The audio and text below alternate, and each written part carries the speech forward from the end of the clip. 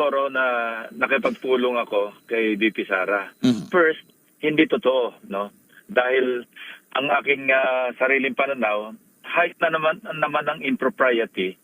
Kung ako, uupo ako bilang isang potential na senator judge dahil hindi pa naman natin sure kung magko-crossover yan sa 20th Congress o hindi papayagan, no? Kung sakali merong mag-petition sa Korte Suprema. Mhm. But potentially, upo akong senator judge kasi senator-elect na ako. At si VP Sara, siya yung naharap doon sa impeachment case, na hawakan ng Senado. So para sa akin, napaka-improper para sa isang senador, uupong senador, para makapag-meet sa isang nasa sakdal o harap sa isang impeachment case. Mhm. Having said that, wala namang masama. Under normal circumstances, walang masama kung mag-courtesy call kami, sa second highest official of the land.